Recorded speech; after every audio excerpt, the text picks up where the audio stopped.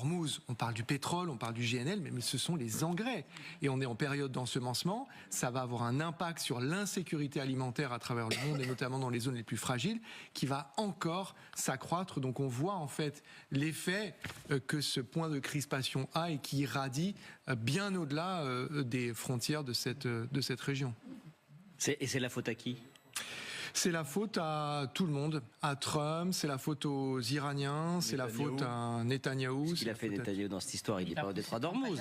Ça, vous le savez pas. Mais là aujourd'hui, ceux qui ont bloqué jusqu'à présent le détroit d'Ormuz, c'est les Iraniens. Est-ce qu'il était bloqué le détroit d'Ormuz avant l'opération militaire ? Non, il n'était pas bloqué, voilà. mais ils hypothéquaient cet endroit pour en faire ce qu'ils en veulent.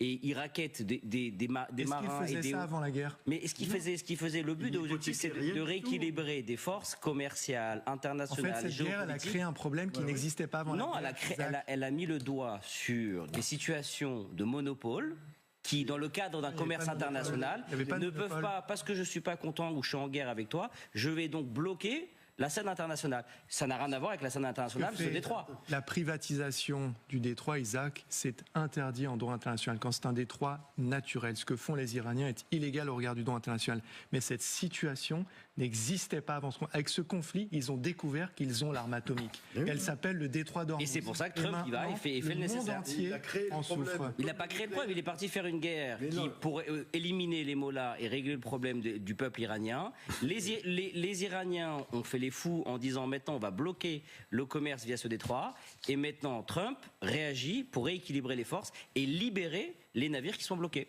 Plus jamais le détroit d'Ormuz ne fonctionnera comme il a fonctionné par le passé, malheureusement. Il a créé un précédent. C'est possible, mais on verra avec le temps.